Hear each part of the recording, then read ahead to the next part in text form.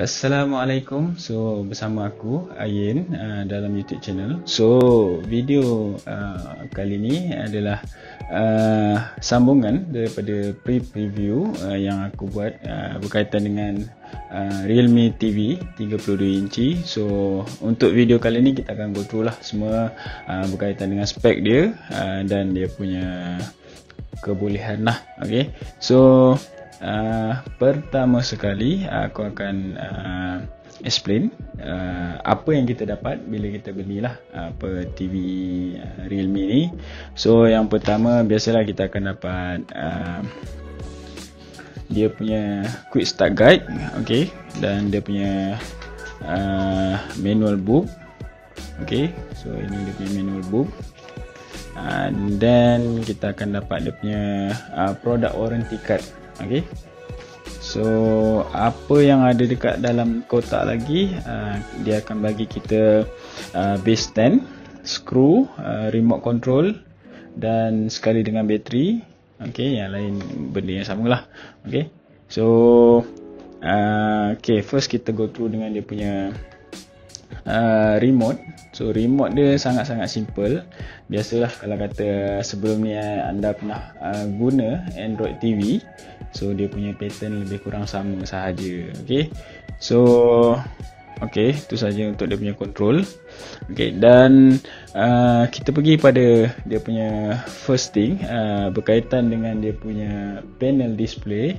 Okay, so dia punya panel display ada 1366 kali 768 pixel. Okay, so kalau ikutkan dia boleh pergi sampai Full HD 1080p, tapi dia punya pixel agak kecil sedikit lah.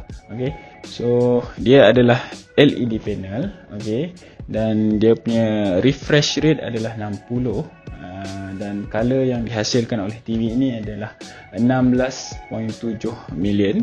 Okay, dan sebenarnya dia support HDR10. Okay, tapi dia punya panel bukan certified lah untuk HDR10, jadi dia punya color slightly berbeza lah daripada certified punya HD10. Okay, so untuk dia punya brightness, dia boleh pergi sampai 400 nit. So just nice lah kalau kita pakai dekat indoor, memang tak ada masalah. Tak tahulah kalau korang nak letak TV dekat luar rumah tu mungkin ada isu sikit kalau dekat dengan cahaya matahari. Untuk kepada dia punya sound, so dia punya sound untuk TV ni dia datang built-in dengan 24 watt quad stereo speaker, dan dia support Dolby Audio. Okay, jadi dia punya speaker bagi aku dia punya sound memang kuat, tak ada masalah. Cuma dia punya bass taklah orang kata power. Okay, dia biasa je, balance je. Okay, so untuk family punya TV memang tak ada masalah.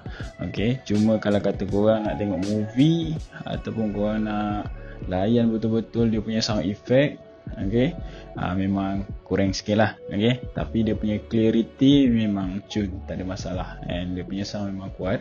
Okay, so aku suggest lah kalau kata korang nak tengok movie, korang nak feel dia punya sound effect, memang better korang cari satu soundbar yang boleh connect by Bluetooth, dan korang connect, memang itu memang korang akan puas hati lah. Okay, sebab kalau soundbar memang susah lah nak kecewa dengan dia punya bunyi kan. Okay, so next kita pergi dekat dia punya chipset. Okay, so ini adalah smart TV ataupun Android TV, jadi dia ada chipset dekat dalam dia lah.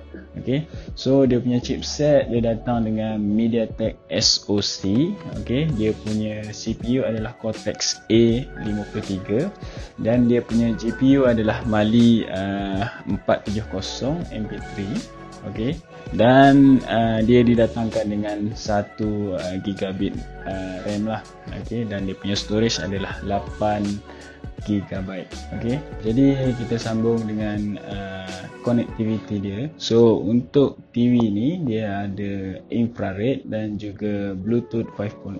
Okay, dan dia ada juga Wi-Fi built-in. Wi-Fi built-in dia support untuk 2.4 GHz. So dia tak support 5 GHz lah.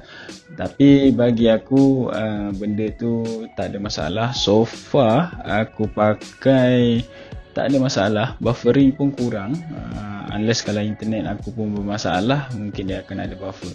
So bagi aku 5 GHz tu macam tak berapa nak perlu sangat untuk aku. Tapi kalau kata korang nak juga connection dia lagi cantik, better korang ambil LAN kabel, korang cocok tu dekat belakang. So senang lah macam tu.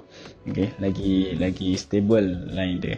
Okay, tapi bagi aku bila kalau kata korang nak mirror link, so mungkin yang tu korang perlu ada 5 GHz lah. So kalau tak, mungkin korang punya mirror tu akan ada sedikit lagging lah. Okay, time tu mungkin perlulah 5 GHz. So kalau kata korang ada banyak nak guna untuk mirror link, so better korang cari yang boleh support 5 GHz lah. Dan berbalik kepada remote dia support infrared dan juga Bluetooth. Okay, dan connectivity dia untuk control dengan TV ni memang tak ada masalah, memang smooth. Okay, dan satu lagi untuk control ni sebenarnya dia ada Google Assistant. So by voice dia punya control. So korang boleh tekan dia punya button yang dekat tengah ni.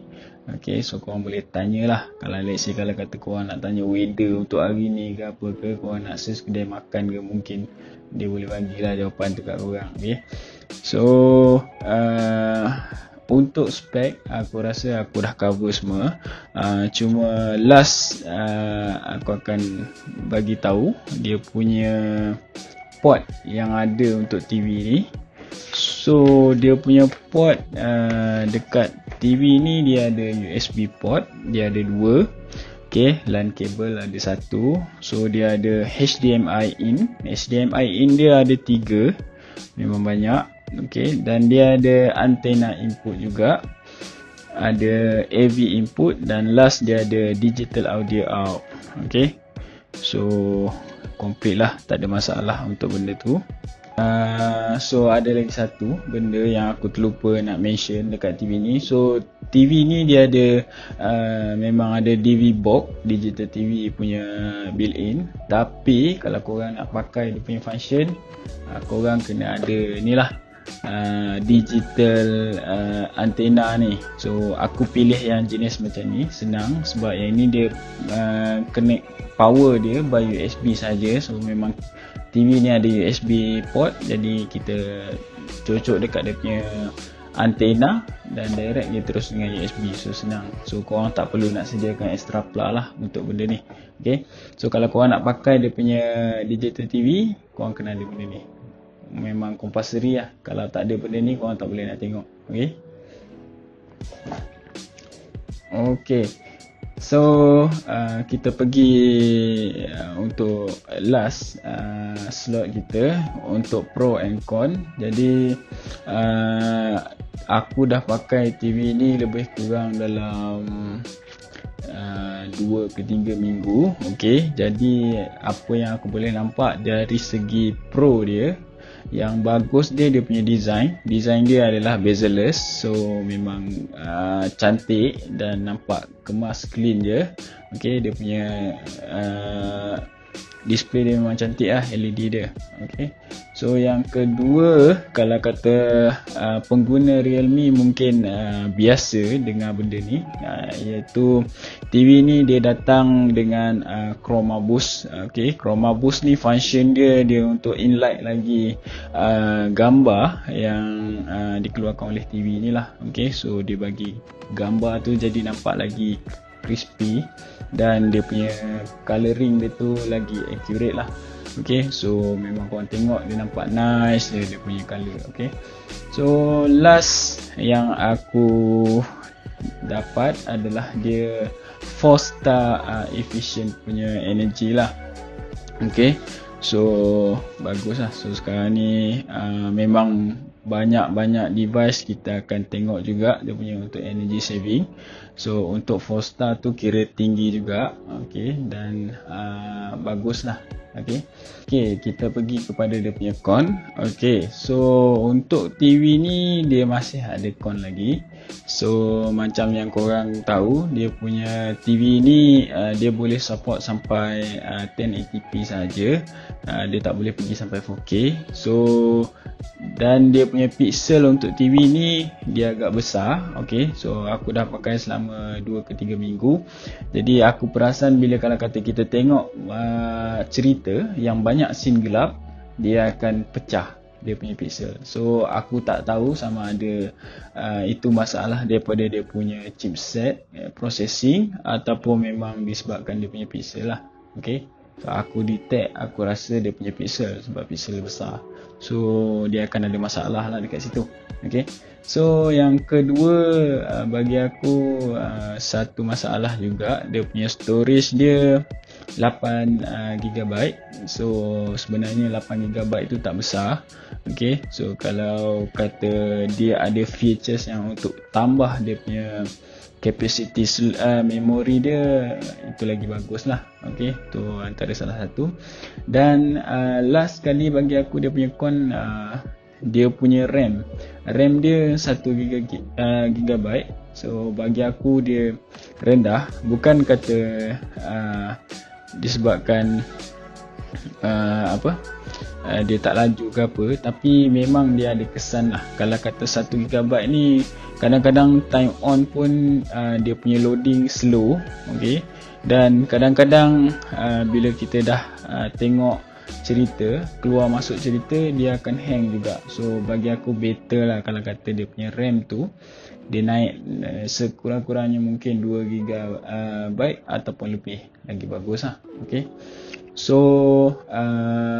overall tu saja yang aku boleh ceritakan. Jadi kalau kata korang ada benda yang nak tahu lebih detail, korang boleh komen lah dekat aku punya channel. Okay, dan jangan lupa subscribe dan like. Okay, so next time kalau kata ramai yang like dan subscribe, kita boleh kongsilah lagi information yang berguna untuk semua. Okay, so aku rasa itu saja daripada aku. So aku undur diri dulu. Assalamualaikum.